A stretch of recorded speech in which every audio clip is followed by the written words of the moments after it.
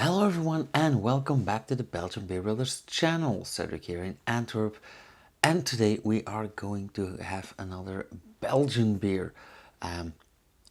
Better yet, a very unknown Belgian beer, a very young Belgian beer, because this is a beer by three friends that started a microbrewery during lockdowns 2019-20.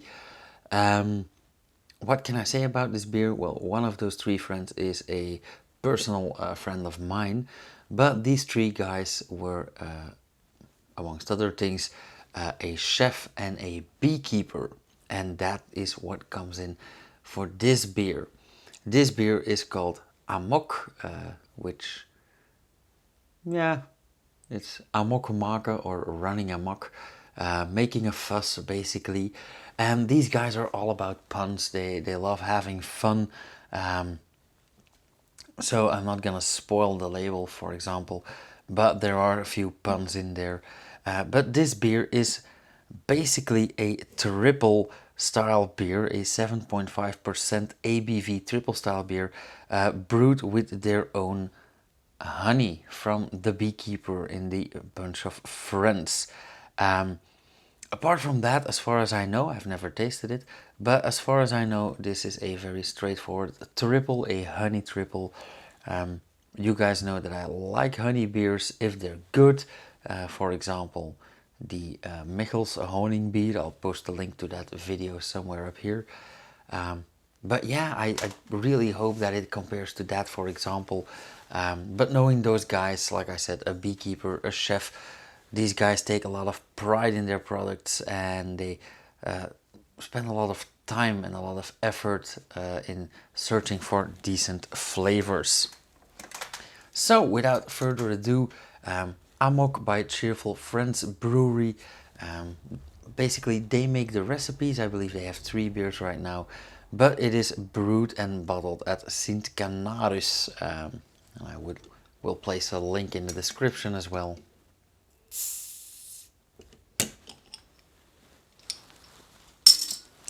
But like I said, we will talk about the brewery later on, and I might try to visit those guys in their garage.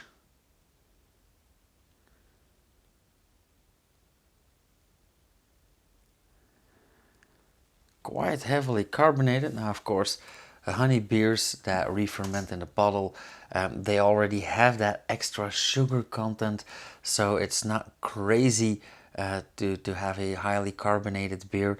I mean, yeah, that's what yeast does. They eat and they procreate, and that's about it. Now, I must admit that this beer is running pretty much against its best before date. So this is best before November 2023. We are early in October, so yeah, this still has like a month to go. Challenge here is trying not to inhale the foam. Okay, let's start at the beginning. I'm gonna clean up the glass here because it's quite cold, so a lot of condensation. We have a very clear, nicely filtered triple beer. This is a very classic golden yellow, and of course in this case this is the combination of the malts and probably the guys wanting to incorporate that golden yellow, that honey color into their beer. Mission succeeded, I would say. Very nice. Quite heavily carbonated, but we already established that. Actually already decimated the foam and it's still growing. So I'm gonna be quite careful with this. A lot of swirling going on in the glass. Bear in mind that this is not an engraved glass, so I don't know if you guys can see this on camera, but all the carbonation you see in that glass it's just in there. Again, a lot of growing here. Very dense, very active foam.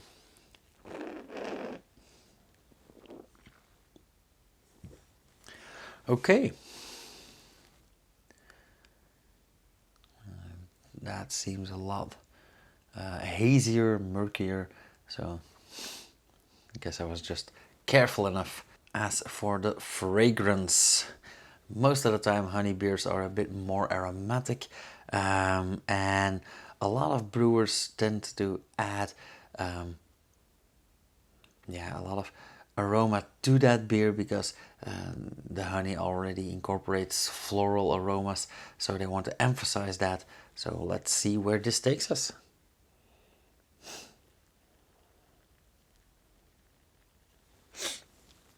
I'm gonna switch hands because I just had some cheese, or I just cut some cheese and my hand smells like cheese, and that is not a scent that I tend to look for in beer. However, the fragrance is rather thin. A bit boozy, but of course this is a 7.5% triple beer, and highly carbonated, so I get a lot of ethanol, a lot of carbon dioxide in the nose, and that does tend to push away the aroma a bit, so I might have to revisit the nose when I halved my glass or something.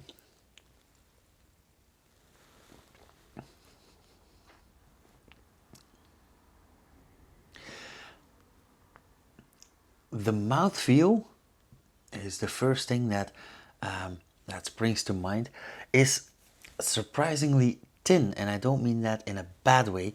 I do think that that is because it is nearing its best before date, and it also means that it is very well fermented. That means that re-fermentation in the bottle has come to its end, and that there is not much sugar left in this beer. That is quite uncommon for a honey beer. Like I said, the honey beer tends to have a bit more sugar, a bit more carbohydrates, and that tends to make a beer sweeter. But this is actually rather dry. I very much enjoy this.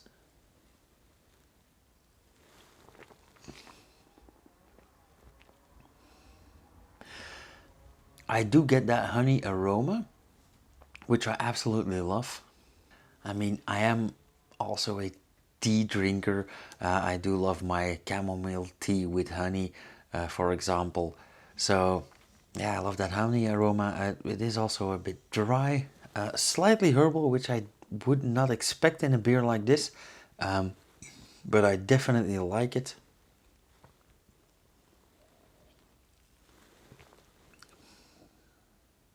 Now, I'm not entirely sure, but I do think that they used some coriander in here.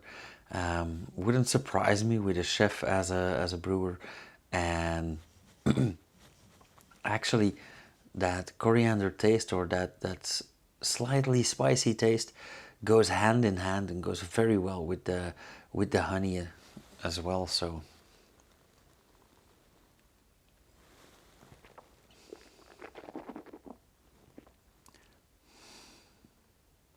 yeah,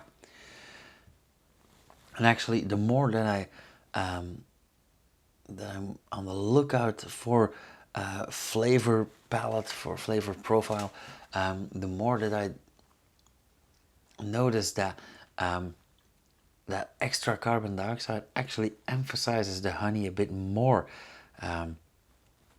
I love how this is not an absolutely sweet beer for a honey beer.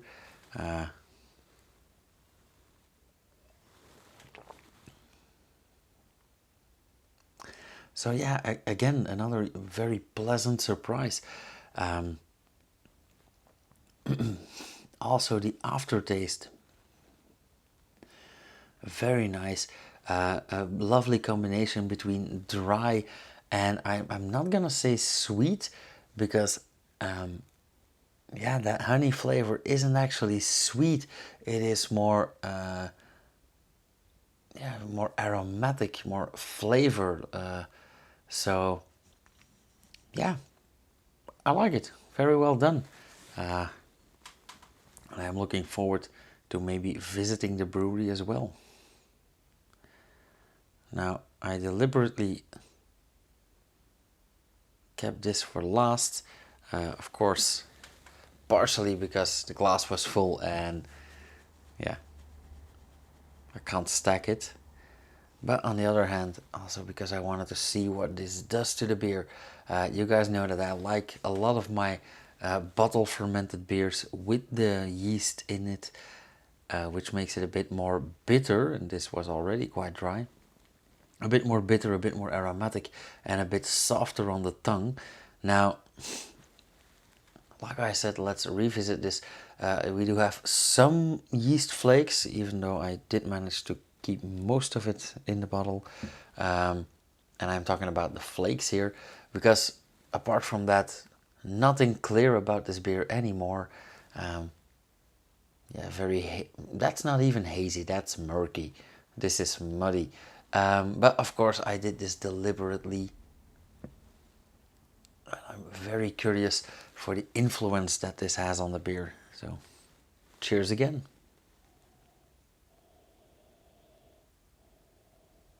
Yeah. A lot more aroma, a bit darker in aroma, if that makes sense to other people.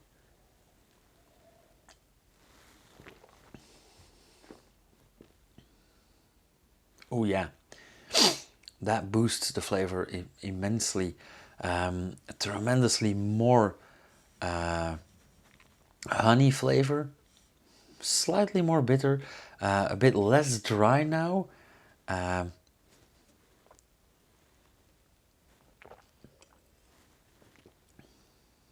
Yeah, that definitely has an influence.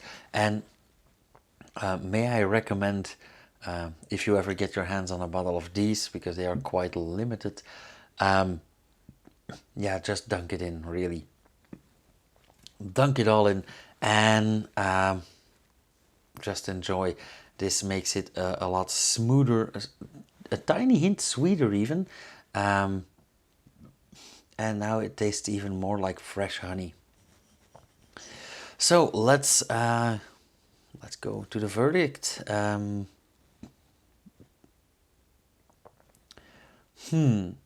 It's a toughie. This is a small microbrewery, actually a hobby brewery even. But it is a decent beer. It is well brewed. It is well fermented, probably partially because I aged it myself. Yeah, let's call this a 3.5. Yeah, which to me is not a bad score, especially considering that this is these guys' first beer that they ever made, or at least on a commercial scale. Now, I do find it pretty ballsy to start with a honey beer, but hey, why not, right? It's a small market, and next to that, Michel's Honingbier, I actually really like this one, so why not? Yeah, 3.5 it is. Pretty decent. Now, as usual, if you guys like this video, let me know down in the comments or hit that thumbs up, preferably both. I'd like to know what you like on these videos. Again, if you want to see more, subscribe, hit the bell icon, you'll get notified whenever I upload something, which should be Monday, Wednesday and Friday at 6 p.m. And yeah, I'll see you guys on Friday. I don't know, probably another Spanish or French beer, but we'll see how it goes. Yeah, see you guys back then. Cheers.